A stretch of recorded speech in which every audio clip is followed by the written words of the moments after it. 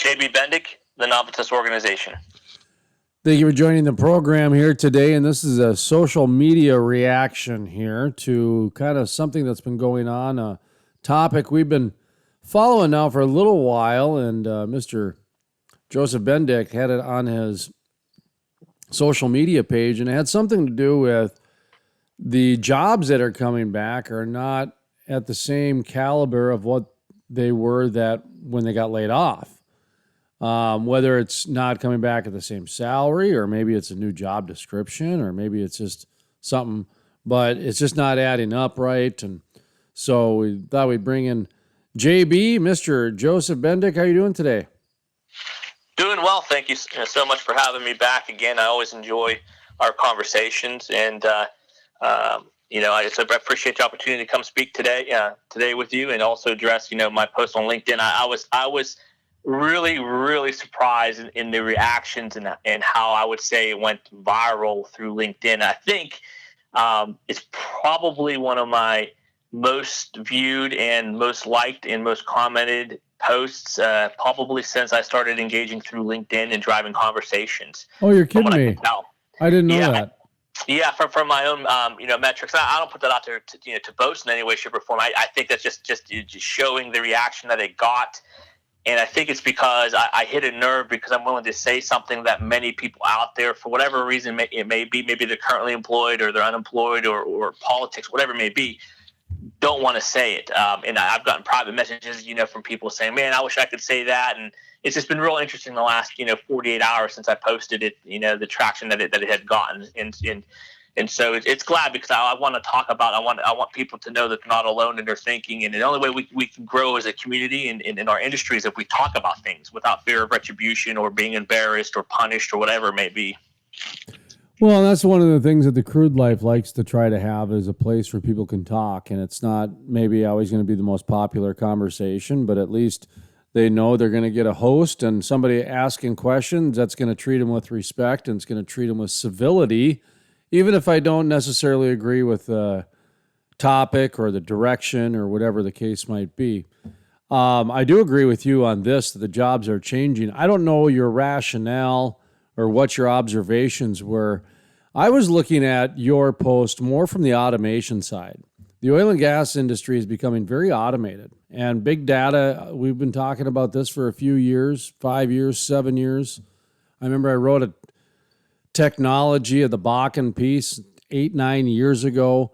So the technology is not new. I think the implementation of it and the speed of the implementation of it and the acceptance of it might be a little bit surprising to people at this point. But for me, I'm looking at kind of the automation side of oil and gas as kind of a job replacement and a job shift.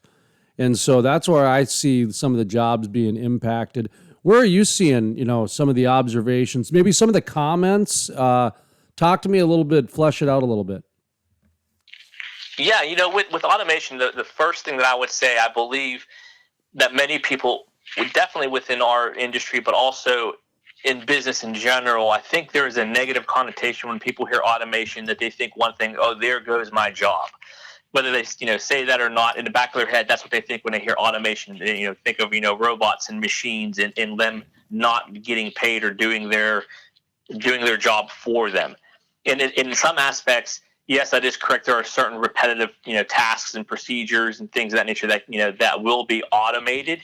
But I believe automation is actually a benefit to many individuals, not just for the people creating it, creating the devices or the software, but because with the automation, what it's going to do and what it is doing is it's flushing out inefficiencies and waste within our industry. And that sticker shock, if you will, is the pain point that many of our, hands, if you will, in our industry have with it, and why so many are pushing back or fearful of it, because they don't understand, or not so much understand that accountability part of it. It hurts, because you can't lie with automation and data. It's facts. I mean, it is what it is and what comes out of it. And I think that concern a lot of the times is the big pushback from individuals, and why companies today right now are so adamantly going for it, because they're trying to make 1 cent off of $1 if they can. They're trying to be profitable.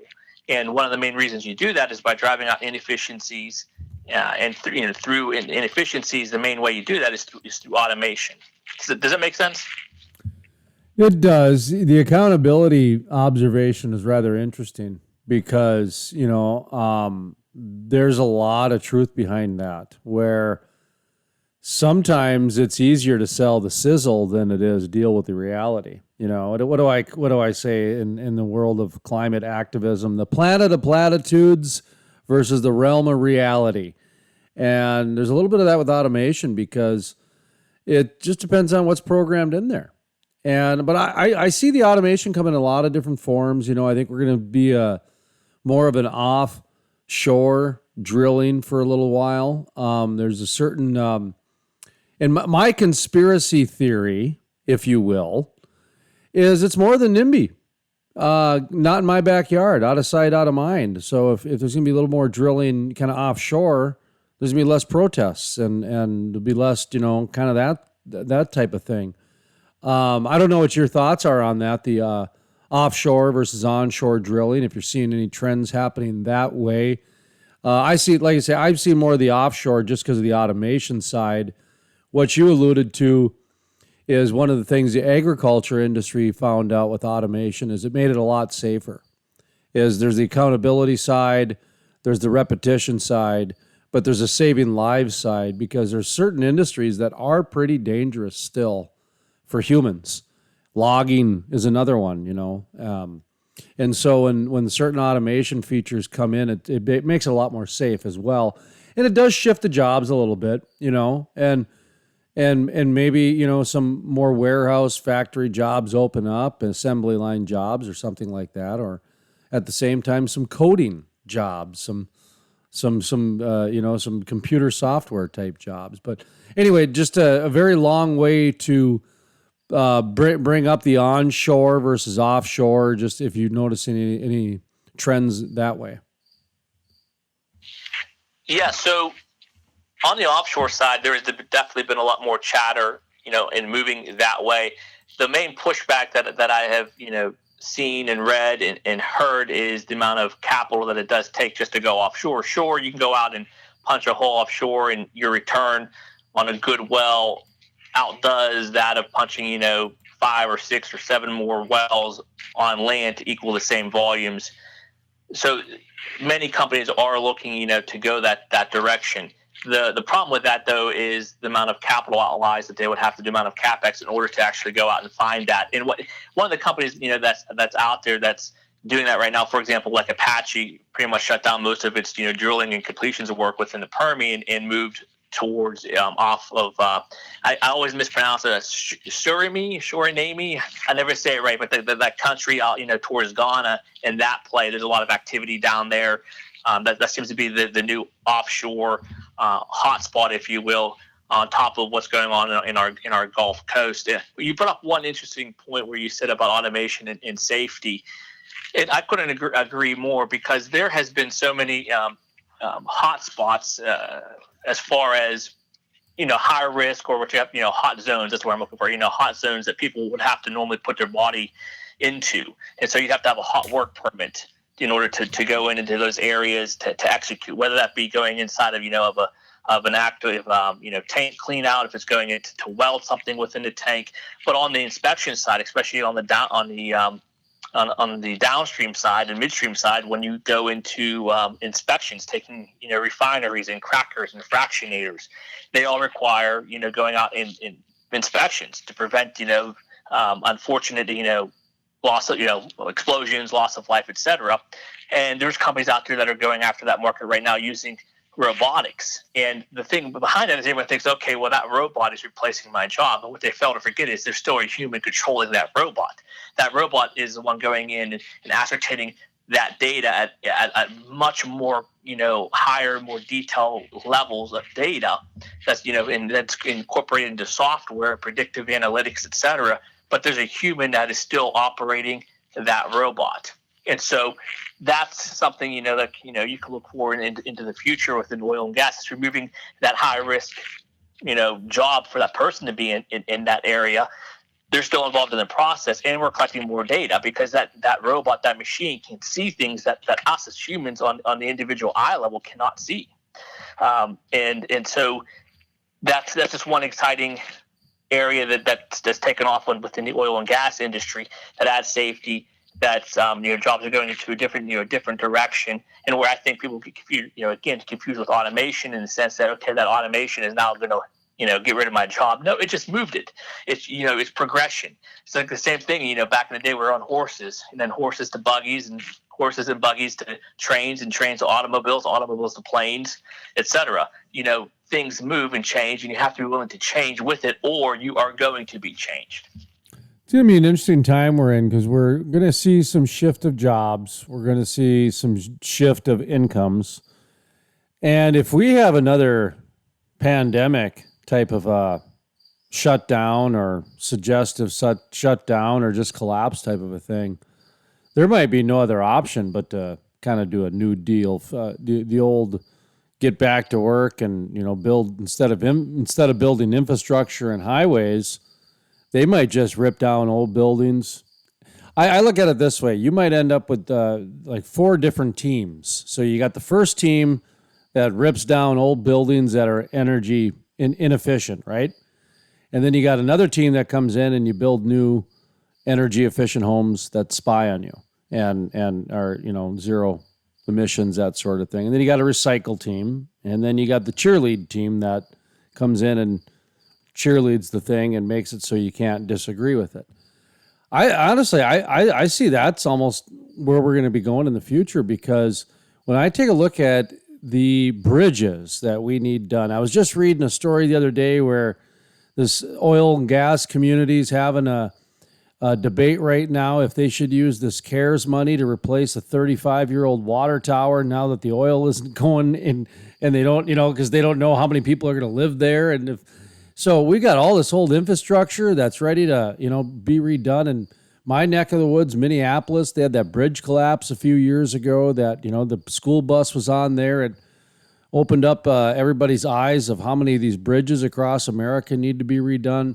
So I just see something in our future that's going to involve a lot of humans working with machines, but it's going to involve infrastructure. And it's going to be just a big, giant project. I mean, I don't know. I don't know. When I start talking with you, JB, my tinfoil hat comes out so easy because I start looking at the bigger picture, man.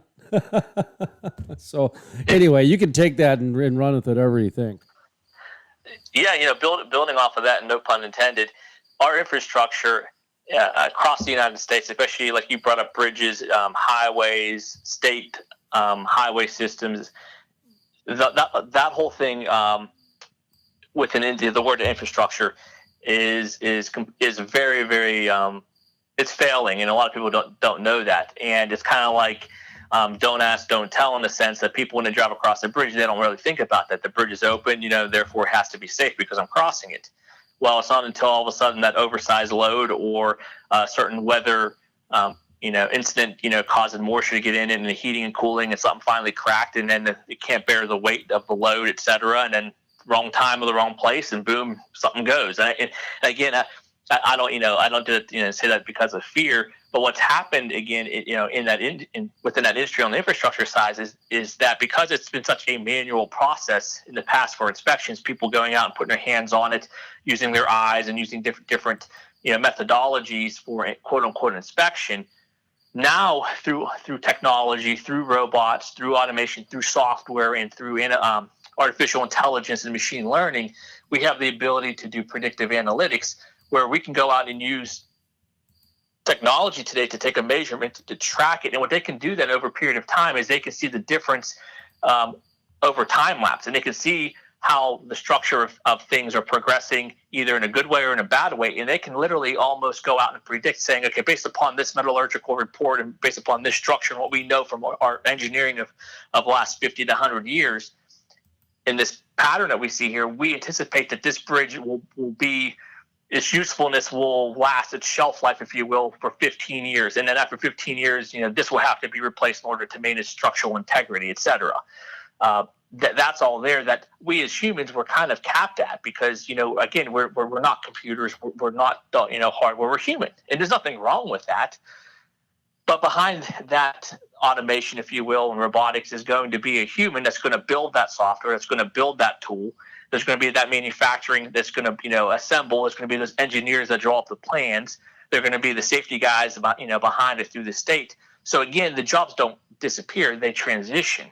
But if we're unwilling as a group, as an industry, unwilling to take that step and to push back into fight, what's going to happen then is that progress is going to be hindered, all because of the fear that many people have. And I think, going off the infrastructure side here, there is massive amounts of technologies that are being used on our own infrastructure. Like I was saying, there's robotic companies being developed on the pigging side, on the inspection side. That same type of technology can be used all across the United States on infrastructure. It's already built and out there, but because there's such a fear of our industry, because we've lacked the ability to communicate what we do for the betterment of society, many companies out there don't even know that they can use our technology to help rebuild the infrastructure across the country. And it's really shocking how many times I've been in conversations with civil engineers who go out and say, man, I have a department in, it's me and 5 other people, and I'm in charge of, 1,500 bridges. And I'm like, what? How can a 5-man team oversee, 1,500 bridges? And he said, it's literally, we're more reactive than proactive. And he said, if we had a database where we knew that we can anticipate problems based upon history, we can stay ahead of everything. And so I think, that's definitely something that you hit the nail on the head, where things can really move forward, where oil and gas industry can help drastically. But again, it's not an oil field job. If it doesn't have that title. We have to be willing to go outside of our comfort zone and realize that we're more than just an oil field hand. And that's the big fear. Going back to one of the original things about my post was with companies, laying people off in massive droves, and then people trying to transition out of oil and gas, and they can't find jobs, and then the company's hiring back, and all of that back and forth is because there's a stigma to the title of, I've worked in oil and gas. That is the very root of everything. It's going to be interesting to see how a lot of this changes because, I do believe the oil and gas industry is going to have to accept just energy itself. And I think the wind and solar is going to have to accept that too. And it's going to be a tough pill to swallow for both sides. And it's going to come together basically as a kumbaya coal type of a thing where people are going to have to realize that they're going to need all these different energies to make it work. And it's so interesting because your background, you've got some politics in your background, if my memory serves me correctly. And so when you've got people that are not speaking up, generally they're fine with life. And so they're not speaking up. And so it's the people on the extremes that are generally the ones that are speaking up. So it becomes dangerous when you start implementing that away from politics and into energy and into other areas, agriculture, if you will, because it starts impacting more of our day-to-day lives in new ways that, politics normally doesn't. And this is where I'm seeing BP is going to start going more renewable and a lot of these other things. But I think a lot of the service companies are going to figure out ways to become more diverse as well. Does that make sense? Yes, and building off of BP, I believe that's a lot more political activism within the European Union to quote unquote decarbonize. And so, because BP and Total and ENI and those companies, those conglomerates that are, European based, they're feeling the social pressures there, part of the Paris climate deal that they all joined in, and the one that, we in the United States have backed out of or haven't officially, signed up, especially with the Trump administration. Who knows what will happen, God forbid, November 3rd. I mean, the geopolitical world can change every 4 years, every 2 years, it changes here within the United States. But I think BP is doing that for more of a political appeasement. And just take a look at where the stock's been ever since they've announced that the decarbonization. They basically said, oh, over the next, and don't quote me on this, I don't have the numbers in front of me. I think it's next 10 years. By 2030, I think they want to be down using less than 50% of what their current oil production is. That's how much they want to decarbonize. Offset that with quote unquote clean energy. And again, don't hold me, I don't have the numbers right in front of me. I could be off a little bit. But think about that. That's like a company, like a doctor, going in who's been a surgeon his entire life and said, you know what, I don't want to be a surgeon anymore. I'm going to become a car mechanic. It's like what the, and everyone claps their hands and they think. But here's what a lot of those companies are forgetting is the fact, number one, our population over the last 50 years has gone up exponentially. We're about 7.7 billion people in the whole world right now. They anticipate another 20 years from now, 20 to 30 years, we'll be up close to 9, maybe 10 billion people on Earth. And right now, out of the 7.7 billion people on Earth, 4 billion don't even have access to clean drinking water because they don't have access to electricity. And yet, we're sitting here, and I think to myself, could you imagine, what abundant and free energy, and when I say free energy, abundant and free affordable energy, because there's plenty of supply of it, like oil and natural gas, because it's such abundant, we can keep the production costs down low, which enables barriers of entry to be low, which, the trickle down effect, and then it becomes affordable for so many people. How much oil and gas could make a difference in the world if they go out and say, listen, because we have so much natural gas, we're going to be able to build all these gen sets, and we're going to be able to go to these communities off these different wellheads, and we're going to be able to give very affordable, if not almost net zero cost to these impoverished communities, electricity. And then from that electricity, they're going to be able to put pumps in, and they're going to be able to get clean water, which is going to save millions of lives. But no one talks about that. I just sit there like, my head against the wall. These companies that have helped build the world and helped build economies where people have water and food in abundance are now saying, oh my goodness, we're so evil, we're so sorry, and backing out and saying we're going to decarbonize. That has to be replaced somehow. And to really spin this, you look at California right now, where close to 50% of their electricity supply comes from solar or wind, and now they have rolling blackouts because they cannot maintain in peak demand. They don't have enough supply because, unfortunately, unlike natural gas or nuclear, when the sun don't shine, the wind doesn't blow, you don't have the electricity, and that's what they want to do for the whole world. I just sit back as I think to myself, people are not thinking objectively and logically; they're thinking emotionally. Does not mean we don't need to have the conversation. I mean, we do, because the population growing over billions of people, it's a lot of people. But to just say you can get rid of it without any proof of concept and scalability and being able to meet on demand, it logically does not make any sense. That's what I don't understand is the crash course off this, because, you mentioned California, and that's a really good example actually of what is going on, because you said 50% is from there. So they're only at, roughly 50%, and they have these issues. And the issues are because the grid is built not for solar and wind. The grid is built for fossil fuels. And that's the way it was built over the last 50 years, was for suburbia USA, baby. And so if they want to get a system that is not like that, they might have to do completely socially engineer everything differently. That's the problem that I see nobody talking about, is the way they're trying to just, replace coal and,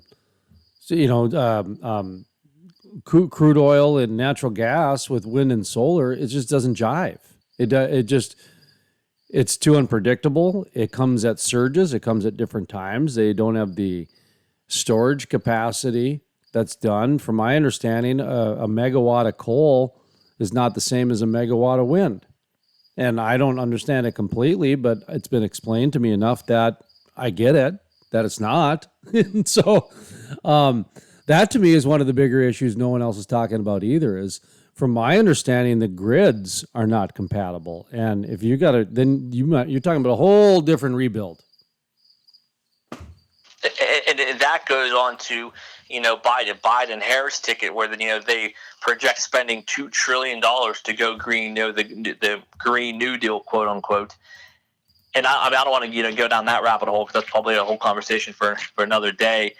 But if that whole idea of, well, we're just going to snap our fingers and get rid of everything, all the infrastructure, all the pipelines, all the oil, all the gas, and it's just going to be wind and solar and all these renewables.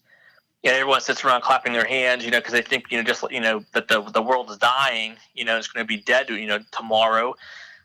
It's heartbreaking, because the main reason that it's so popular is not so much education, of course, plays in part of it, but I think it's an ungratefulness of the United States, because we take for granted going home, turning the lights on, turning the water on, plugging in our phones, playing on our screens, playing on our TVs, playing video games, Instagramming, Facebooking, getting into a Twitter war, whatever it may be, and it's just there. And it's only when it's gone that people go, "Oh wow, I forgot where electricity comes from. I just thought it comes from a socket in a wall. I thought it was just there." And people have no idea what goes into it, behind it, to get it to your house. From the time of whatever the input is, to the power plant, and then getting the grids across the United States to talk to each other and to transmit in real time, to end up being in your wall, in your outlet, in your wall. Plus everything else we're plugging into it right now. We need more electricity. I tell people all the time, I said, if you're really green, you only need one TV, one computer, and one phone in your house. Get back to the sharing economy. And you tell that to someone, and they just, their head explodes. You mean I can't have a TV in every single room? I'm like, yeah, you want to be energy conscious. Why do you need 5 TVs? You only need one. And I do that just to poke a little bit at them. But a lot of times, they push back and they go, wow, that's really, really, I never thought of that. We are using more because we like it. And why do you like it? Because it's comfort, because it's our way of life. And I go, there you go. And I wish people would think more objectively. And I think us in the oil and gas industry, again, get so defensive that it poses, us versus them and them versus us, instead of coming to the table and saying, listen, at the end of the day, we need abundant and affordable energy. That's how our life lives today. It's how it's going to live in the future. And it's what took our country and built our country and built the world out of poverty. Energy poverty is the one issue that no one talks about. And there's so many people out there, again, 4 billion people without clean drinking water, just because they don't have electric, to be able to run a pump to get clean water out of the ground. So they're going down to the local, lake, creek, whatever it is, and using that water that someone upstream from it probably took a piss or a dump in. But they don't know about it. It's just heartbreaking in that sense too, that inability to that gratefulness, the inability to be grateful that we have electricity, is just, that drives a lot to what I do, because our oil and gas industry, we can revolutionize and we can change the world and get so many people out of poverty if we can stop, yelling at each other in the same room, saying my idea is better than yours is better than mine. Oh, you're killing the environment. Oh, you're a climate denier. Oh, you're evil, clean, green guy. That doesn't do anybody any good. So you making money these days? How are you working? What's going on in your professional world? Give yourself a plug. Yeah, so I work with companies to bring them into the future within oil and gas. So we're an aggressive, forward-thinking, and innovative organization bringing solutions of tomorrow, today. We advise companies, helping them scale and optimize their specific attribute to the oil and gas industry, and we target operators and service companies to deploy what we call DARP solutions. When you deploy DARP solutions, it enables them to focus in on drones, automation, AI, recyclables, and repurposing, robotics, and power. For any more information, you can visit navitisorg.com or reach out to me through socials on LinkedIn. And I look forward to connecting with anyone out there that would like to have a further discussion on the options that are in the marketplace.